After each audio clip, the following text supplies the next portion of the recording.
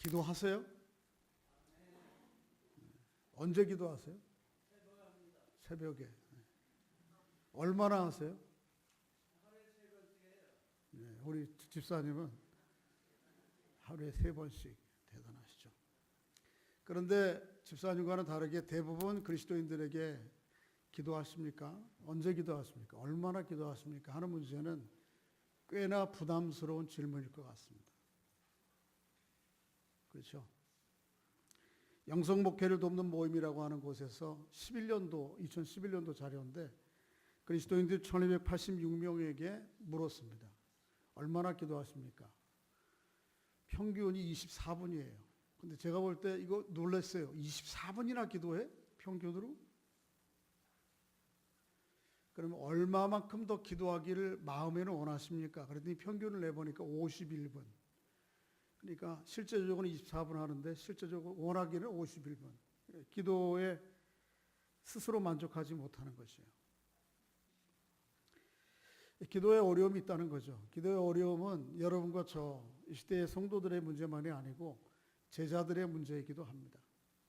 예수님께서 감람산에 가서 곧 십자가를 앞두고 그 십자가에 대한 하나님 앞에 간절한 기도를 하고 너희들도 함께 좀 기도하면 좋겠다 부탁을 하고 기대를 하시는데 제자들은 기도하지 못하고 자는 거예요.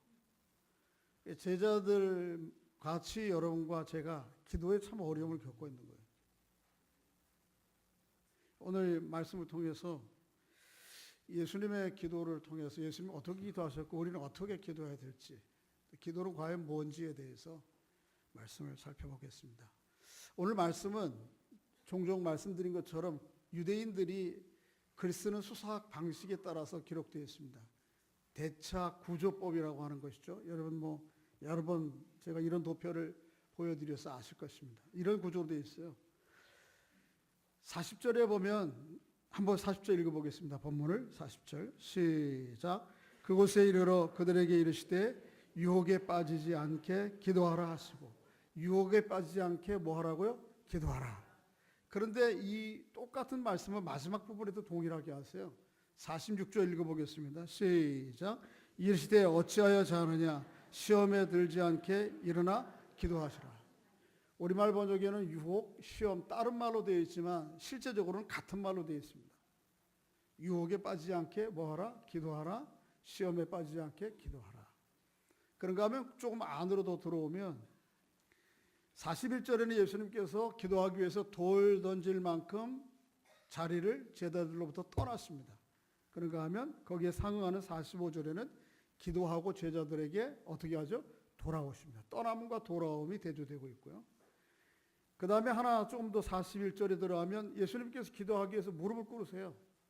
거기에 상응하는 45절 상반절에 보면 기도한 후에 일어나세요. 떠남과 다시 돌아오심과 무릎 꿇음과 일어남이 대조되고 있어요.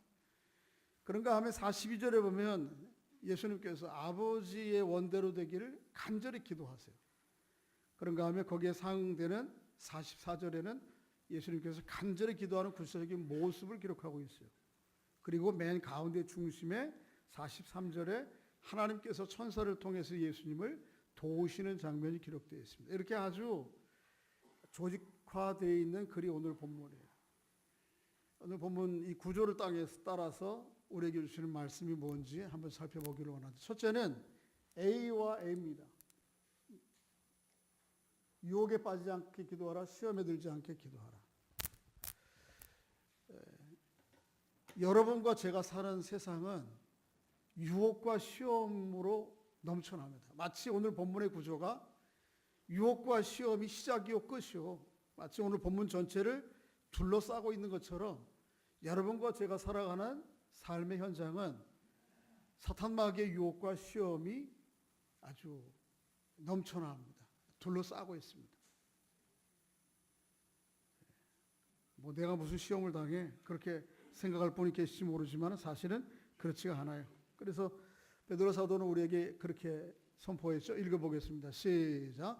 근신하라 깨어라 너희 대적 마귀가 우는 사자같이 두루다니며 삼킬 자를 찾나니 너희는 믿음을 굳건하게 하여 그를 대적하라. 이는 세상에 있는 너희 형제들도 동일한 고난을 당한 줄. 너희 대적 마귀가 우는 사자같이 삼킬 자를 찾고 있어요.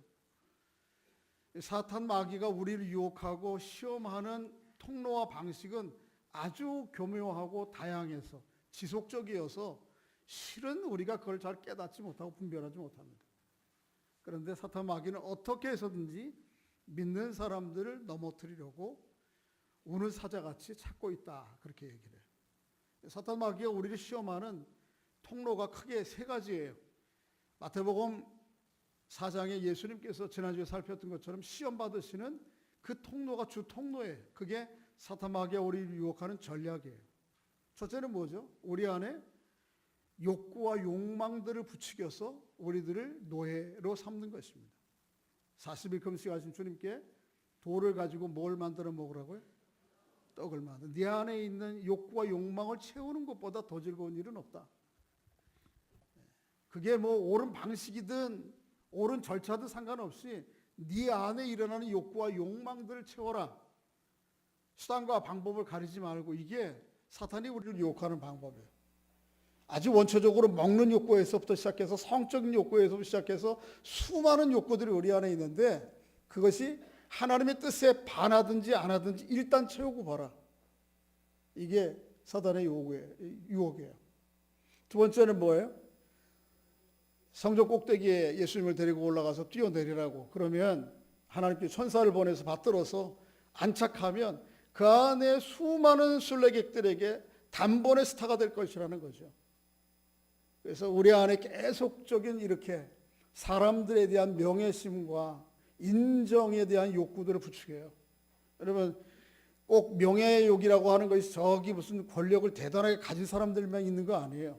지난번에 말씀드렸지만 그런 명예욕과 인정의 욕구는 마치 쌍둥이 형제와 같다고 그랬죠. 하나님 아닌 다른 것에서 사람들에게 인정받으려고 하는 욕구들이 네 안에 계속 있어요. 그걸 부추겨서 인정받으려고 자꾸 우리를 유혹해요. 그래서 우리의 삶을 약간 메이크업해. 목사님들 모임에 가면 교인이 얼마나 돼요? 그러면 제가 솔직하게 한 주일날 250명 정도, 300명 정도 모이고 아이들 다 포함해서 한 400~500명 될 겁니다. 이러면 솔직한 건데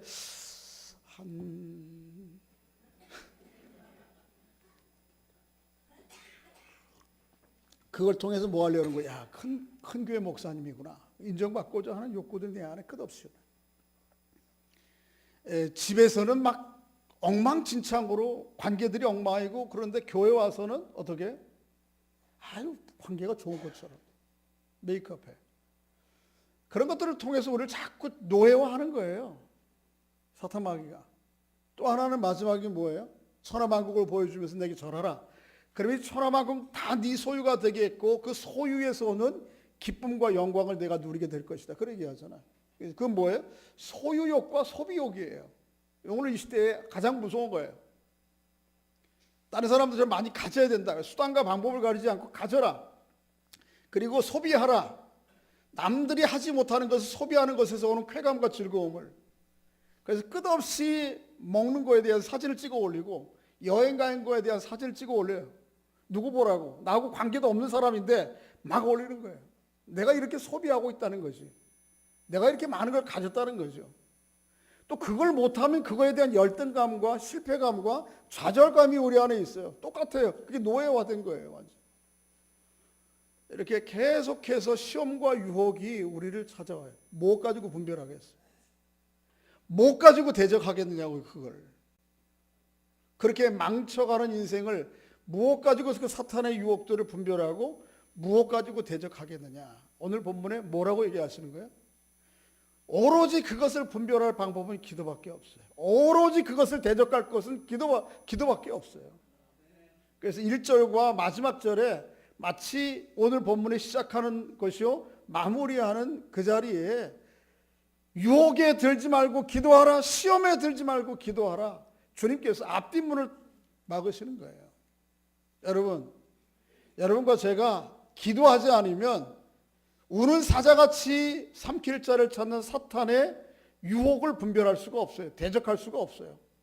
이미 우리는 나는 그렇지 않은데요. 그런 분들 중에는 이미 사탄의 깊은 뱃속에 이미 들어가 있는 건지도 몰라요.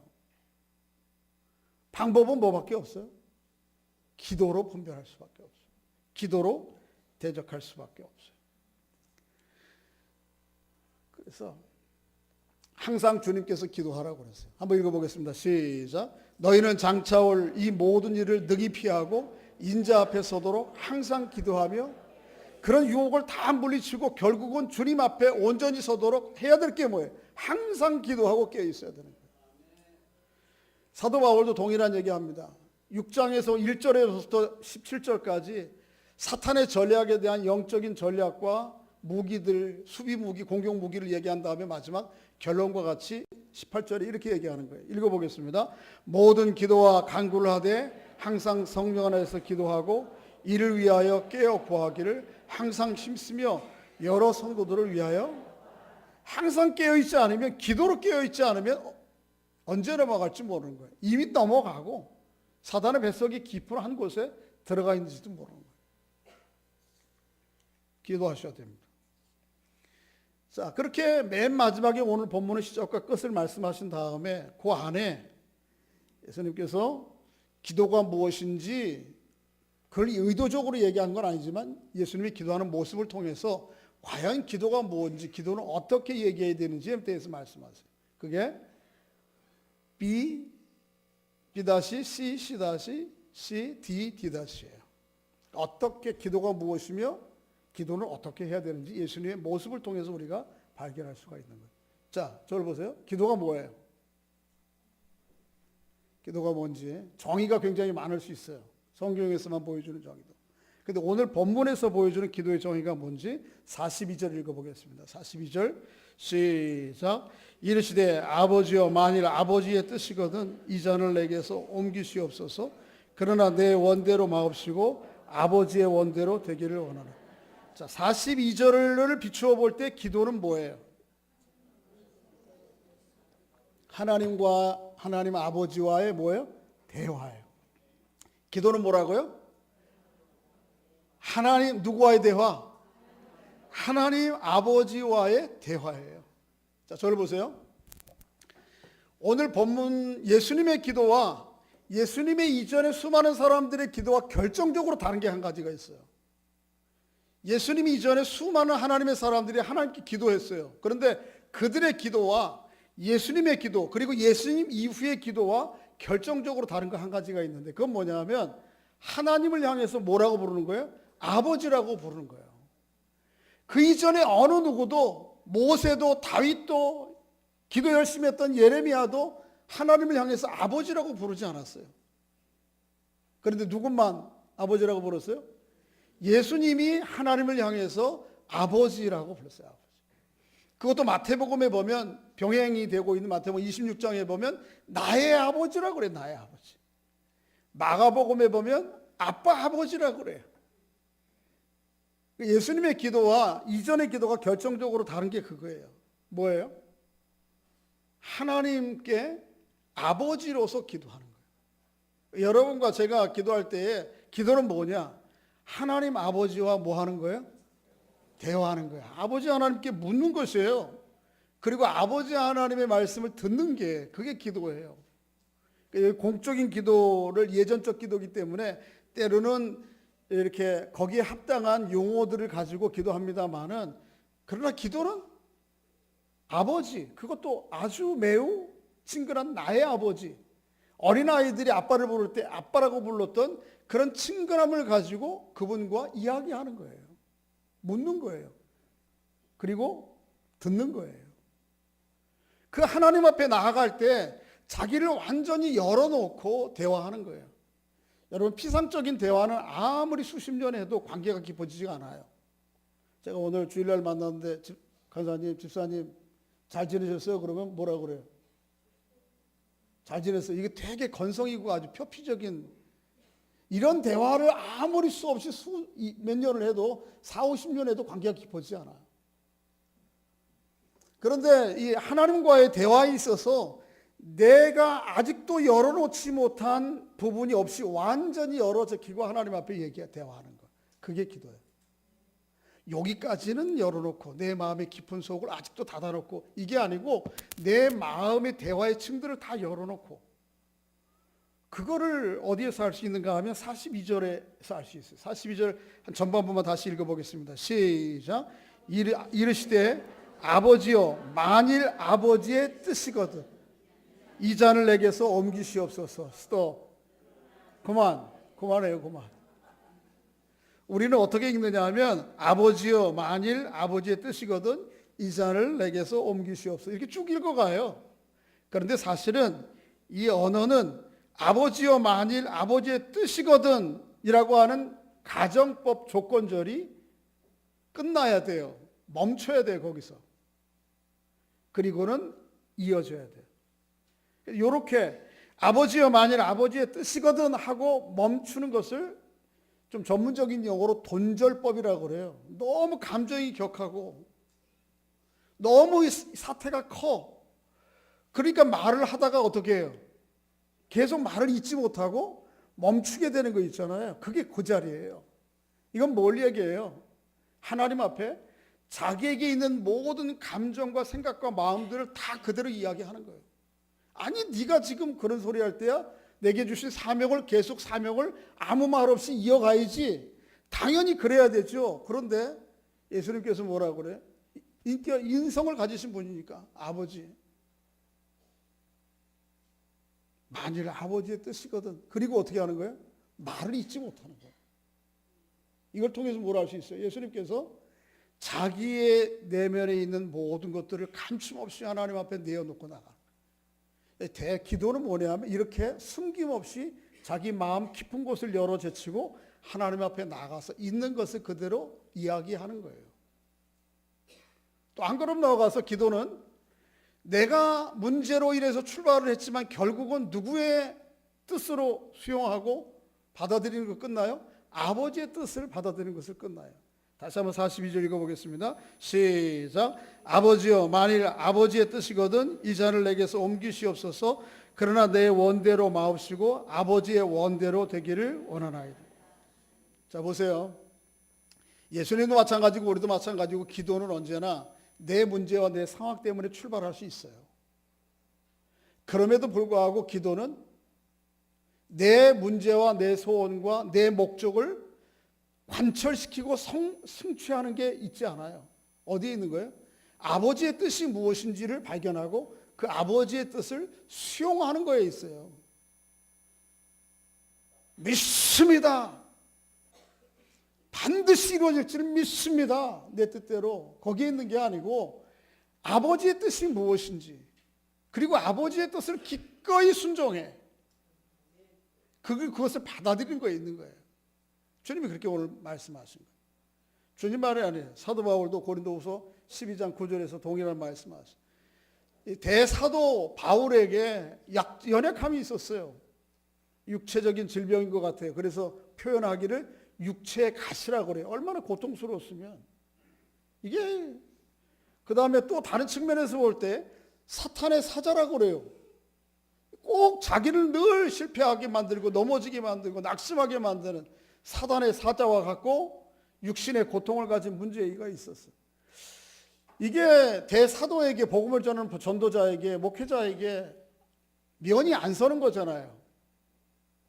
목사가 암에 걸리고 이런저런 연약함 때문에 늘 실망 어려운 가운데 있고 그러면 기도하면 낫지. 뭐 기도하는 거하고 저렇게 약한 거하고 안 맞잖아. 뭔가 문제가 있는 것 같아. 이럴 수 있잖아. 그래서 바울이 기도한 거예요. 하나님 고쳐주세요. 몇 번? 간절히 몇 번? 3번. 딱 3번만 했을까요? 아마 안 그랬을 것 같아요.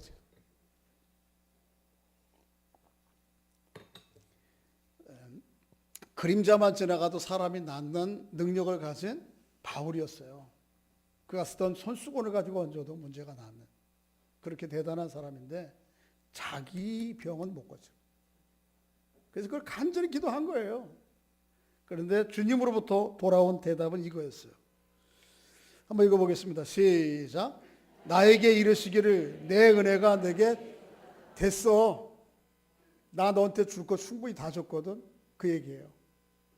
충분해. 그거면 그 연약함과 질병과 고통을 안고 사는 것 그것 자체가 내게 은혜야.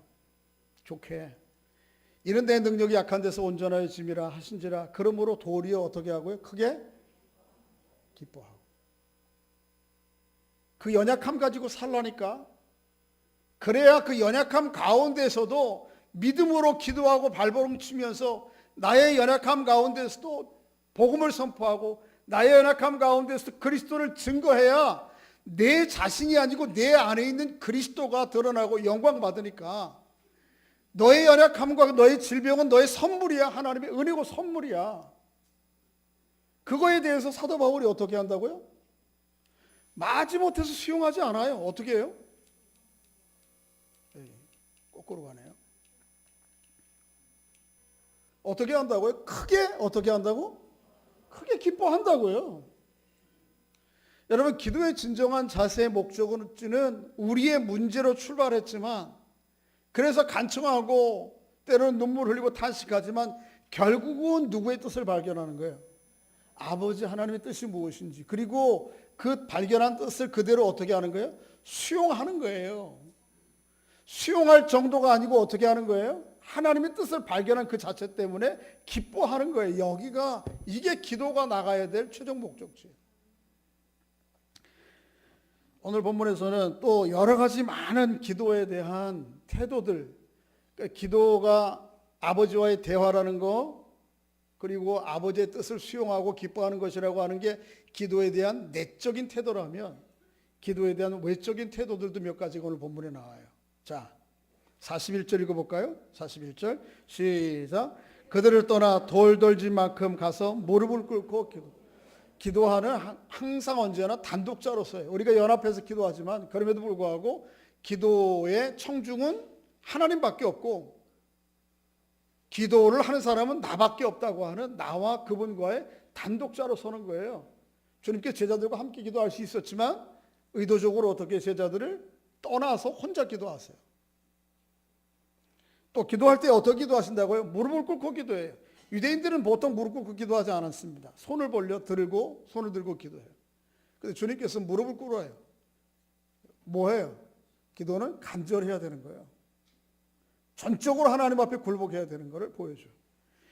외적인 기도의 모습을 44절에 한 번 더 이야기하고 있는데 대칭되는 읽어보겠습니다. 시작. 예수께서 힘써 애써 더욱 간절히 기도하시니 땅에 떨어지는 핏방울같이 되었더라. 얼마나 기도를 최선을 다하십니까? 기도는 전심으로 해야 돼요. 할렐루야. 전력으로 해야 돼요. 또 한 가지 기도에 대한 외적인 태도를 오늘 본문 시작하는 39절에서 우리에게 해줘요. 읽어보겠습니다. 39절 시작. 예수께서 나가사 습관을 따라 감람산에 가심에 제자들도. 예수님은 기도를 어떻게 하셨어요? 습관적으로 하셨어요. 유대인들이 예루살렘 주변에 있던 사람들은 3시, 6시, 9시에 기도가 있어요. 항상 기도 시간이었어요. 3시가 몇 시예요? 오전 9시, 6시가 정오, 9시가 얼마? 오후 3시.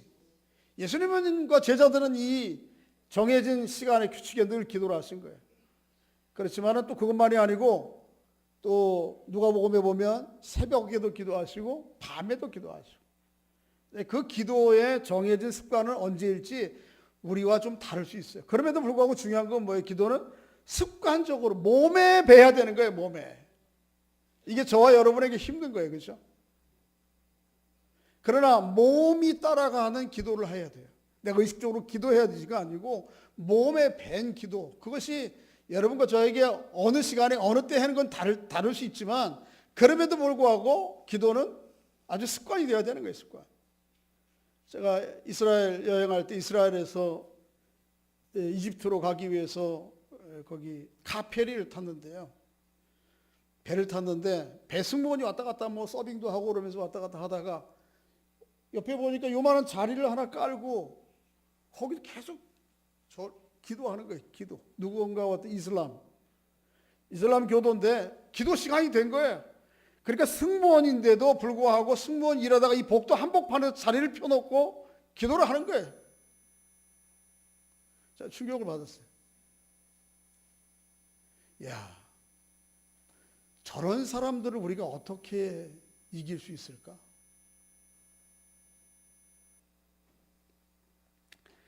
기도는 몸에 배서 해야 돼요.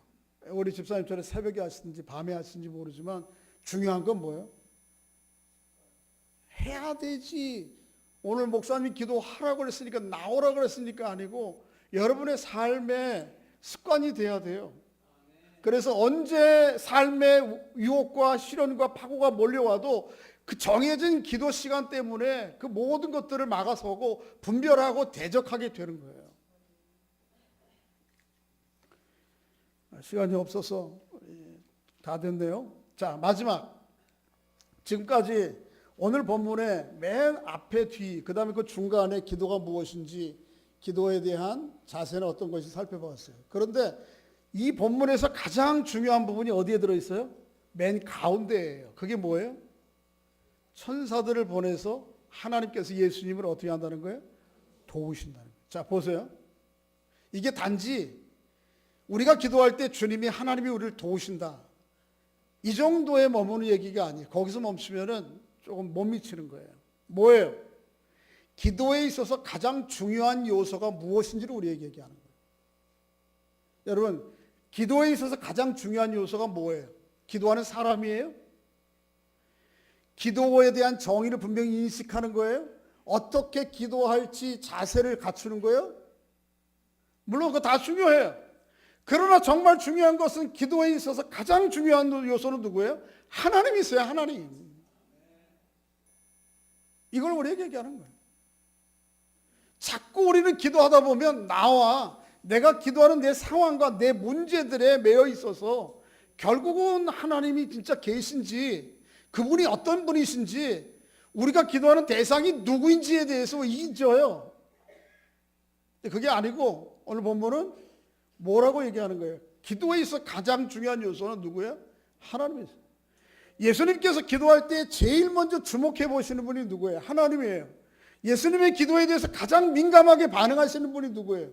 예수님, 하나님이에요. 우리의 기도에도 동일하다는 거예요. 우리가 문제를 씨름으로 안고 여러분이 기도의 자리, 혼자 기도하든지 기도의 자리에 나오면 이 문제에 대해서 가장 먼저 주목하고 민감하게 반응하시는 분이 누구예요? 하나님이십니다. 할렐루야. 이걸 우리가 잊지 말아야 됩니다. 예수님께서 요한복음 11장 41절 42절 읽어보겠습니다. 시작.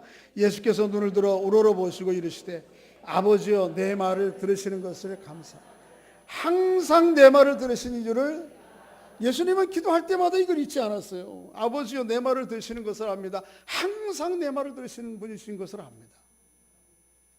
히브리서 기자도 동일한 적용을 이렇게 얘기하죠. 시작. 믿음이 없이나 하나님을 기쁘시게 못하나니 하나님께 나아가는 자는 반드시 그가 계신 것과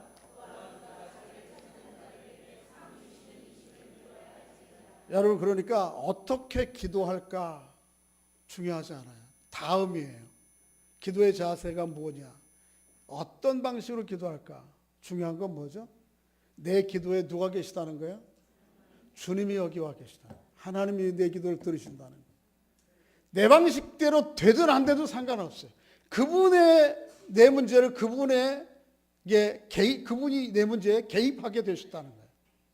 제일 먼저 주님이 그 반응을 보시는 거예요. 우리는 기도할 때 가장 중요한 요소가 내 앞에 와 계신, 이미 내가 입을 열기 전에 내 삶에, 내 마음에 한복판에 와 계신 주님이라고 하는 사실을 늘 잊지 마. 천사를 통해서 예수님을 돕듯이 어떤 방식으로 우리를 도우시는 거예요. 기도하세요. 기도가 우리에게 쉬운 거 아니고요. 제자들에게 쉬운 거 아니에요. 그렇지만은 자, 마지막 한 절 말씀 읽고 마치겠습니다. 히브리서 5장 7절 9절인데 시작. 그는 육체로, 그 말이요. 여기 그가 누구죠? 예수님이에요. 예수님이 육체로 계실 때 계속해서 자기를, 시작. 자기를 죽음에서 능히 구원하실 이에게 그의 경건하심으로 말미암아 들으심을 얻었느니라.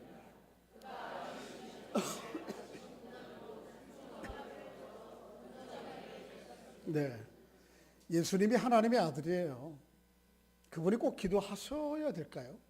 놀랍게도 육체로 계실 때에 죽음에서 능히 구원하시기, 시험과 유혹에서 건져달라고 하나님 앞에 심한 통곡과 눈물과 간구와 기도하셨다 그러면 될 건데, 심한 통곡과 눈물과 간구와 기도, 일부러 그렇게 하는 거예요.